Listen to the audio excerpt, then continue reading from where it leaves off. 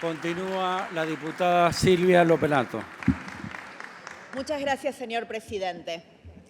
Hoy voy a darles mi versión libre de la teoría de la revelación, que explica por qué, aún atravesando el mayor ajuste económico del que tengamos recuerdo, la mayoría de los argentinos tiene esperanza de que podemos salir adelante y quiere que le demos al presidente esta ley. Hace 16 años nacía el relato kirchnerista, y digo 16 años y no 20, porque el relato fue la construcción simbólica necesaria cuando se empezó a terminar el efecto de la salida de la crisis del 2001, ese efecto rebote, el precio extraordinario de las commodities, pero sobre todo cuando se abandonaron los superávit gemelos y la política pública volvió a financiarse con emisión monetaria. Desde ese momento en que la inflación volvió a asomar como el asesino silencioso del progreso, comenzaron a tapar la realidad con un relato exitosísimo, pero que hoy está agonizando. El relato de un Estado que podía distribuir sin generar riqueza. La consecuencia de ese relato fue un aumento descomunal del peso del Estado. En los 40 años anteriores, el peso del Estado se mantuvo constante en 24 puntos del PBI. 17 años después, casi se había duplicado, aumentando 14 puntos del PBI. Repartieron lo que no había, primero comiéndose los stocks, luego aumentando los impuestos. Cuando eso no alcanzó, endeudándose, y cuando tampoco había con quién tomar deuda, emitiendo y generando inflación. Y cuando miramos de cerca ese crecimiento, vemos que se explica básicamente por el aumento de tres grandes partidas, de tres grandes gastos: los subsidios, la seguridad social y el empleo público, que crecieron por sobre todo el resto de los rubros. Se llama relato kirchnerista, pero se apellida déficit fiscal. El relato decía que se podía utilizar la energía sin pagar su costo. El relato decía que se podía jubilar a todos, aunque no hubieran hecho aportes, apropiándose del ahorro de los que sí lo habían hecho, de distintas maneras. Primero con la estatización de las AFJPs, después reteniendo los fondos que correspondían a los juicios, suspendiendo la movilidad jubilatoria o cambiando la fórmula permanentemente en detrimento de los jubilados, luego achatando la pirámide jubilatoria, reteniéndole durante muchísimos años el 15% que correspondía a las provincias, y aún así con todo eso no alcanzó y tuvieron que seguir financiándolo. ¿Cómo? Con déficit fiscal. El relato decía que sostenían el nivel de empleo en un país que hace 15 años no genera empleo genuino en el sector privado. ¿Y cómo lo hacían? Aumentando el empleo público formal, pero también el empleo público irregular, porque los que hace unos días se rasgaban las vestiduras por los contratados tuvieron 4 gobiernos, no 1, 4, para resolver esa situación, y no lo hicieron porque les era funcional a su relato. El relato de que se podía reducir la pobreza simplemente aumentando la asistencia social, y sin embargo terminaron su cuarto gobierno con el 60% de los niños pobres. El relato de un Estado presente, pero que detrás de cada obra pública había negocios millonarios para los amigos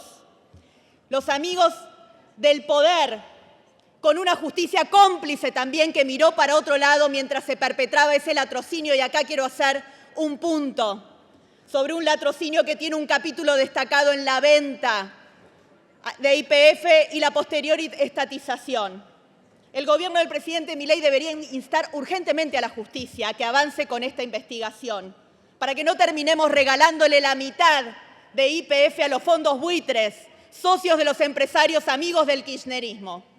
A ver si terminamos votando beneficios impositivos en el RIGI, que todos queremos que sean para una YPF que produzca, y se la terminen quedando los fondos buitres. Pero como el relato, por lindo que suene, no cambia la realidad, nos quedamos sin energía, con jubilaciones de miseria, con una masa salarial enorme, con 1 de cada 2 argentinos en la pobreza, sin ahorro, sin inversión, sin crecimiento. Esa es la herencia del relato, esa es la realidad que nos dejaron. Así llegamos hasta acá y desde acá tenemos que salir adelante. Hace apenas 5 meses, los argentinos pudieron darles una quinta oportunidad, pero decidieron que ya está, que es suficiente, y votaron un cambio radicalmente opuesto. En diciembre, apenas asumió el gobierno, nos envió esta ley al Congreso y todos sabemos lo que costó construir una mayoría para aprobarla. Esta ley de bases es la ley posible en un Congreso heterogéneo, que es el que votó la ciudadanía, pero conserva los 3 núcleos esenciales de aquel proyecto que pidió el Poder Ejecutivo en diciembre. Esas reformas son, en primer lugar, una serie de herramientas para reformar el Estado, la emergencia administrativa, la reforma a la ley de empleo y las privatizaciones. Un paquete de normas que son apenas un primer paso para la modernización laboral con eje en combatir la industria del juicio y el blanqueo de trabajadores. Porque es cierto que la reforma laboral la piden los empresarios, pero no la piden los CEOs de las grandes multinacionales. La piden los empresarios pymes y micropymes de este país, para los que un juicio laboral les puede costar su empresa. Pero además de quién la pide, están quien la necesitan. Y la necesitan millones de argentinos que trabajan en negro o en alguna forma precarizada de empleo.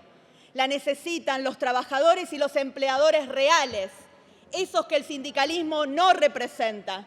Los trabajadores de las aplicaciones, el pequeño comerciante que atiende su negocio con su esposa y un empleado, el médico que tiene una secretaria en su consultorio y que es autónomo, el tallerista que tiene 3 trabajadores con él en el fondo de su casa, el pequeño emprendedor que vende por Mercado Libre y le va bien y quisiera crecer, pero no se anima a tomar un empleado por temor a los juicios.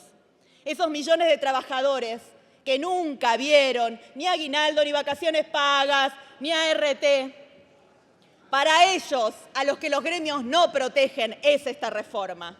Y un paquete de incentivos a la producción para la captación de inversiones en sectores estratégicos de nuestra economía capaces de generar divisas. Los famosos dólares que siempre le faltan a la economía argentina están ahí enterrados y necesitamos que alguien venga a desenterrarlos y a producir en este país.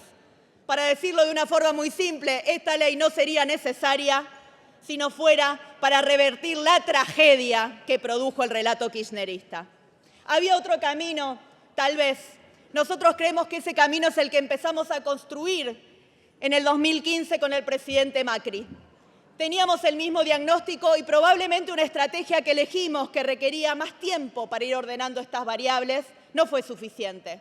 Por eso la ciudadanía cayó nuevamente en el canto de sirena del relato kirchnerista y en el 2019 se interrumpió el camino del cambio hacia un país normal.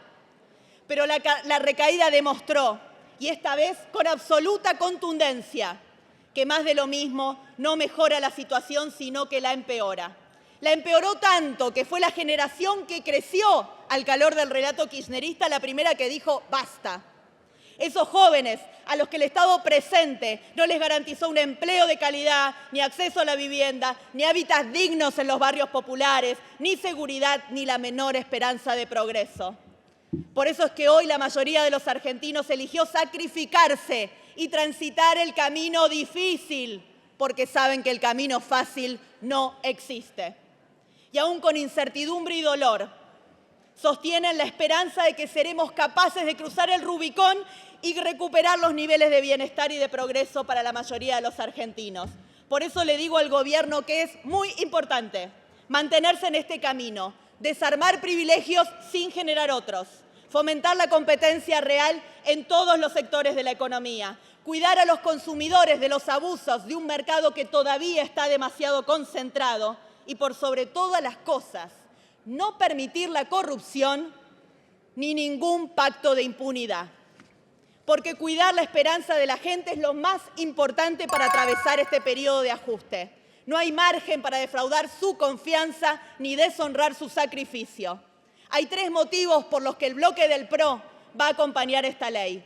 El primero es que tenemos honestidad intelectual. Nosotros compartimos el diagnóstico. Ayer repasaba el libro que uno de nuestros referentes económicos, Luciano Laspina, publicó durante la campaña y que incluye, la verdad, las mismas propuestas que están en esta ley que estamos votando. El segundo, porque somos respetuosos del sistema democrático, que eligió un presidente al que deseamos que le vaya bien. Nunca apostamos al fracaso de un gobierno porque este país no resiste más fracasos. Y por último, porque estamos acá para representar al votante del PRO, que también nos exige que no renunciemos a nuestros valores republicanos, que marquemos los límites que nos parezcan necesarios y que ayudemos a cambiar aquellas propuestas que no compartamos, aportando de nuestra experiencia sin mezquindad política. Porque también son nuestros votantes, los trabajadores, la clase media, esos jubilados que hacen su última patriada por sus nietos, los que están poniendo el hombro para que este gobierno no fracase en sus intentos. Por eso, no solo en el día de hoy, sino cada día, desde este lugar de oposición responsable en que nos puso el pueblo argentino, vamos a acompañar la esperanza de que podemos salir adelante, de que podemos recuperar un país normal y de que podemos devolverle el futuro a millones de argentinos que se resisten a que los mismos de siempre se lo sigan robando. Muchas gracias. Gracias, diputada Lopenato.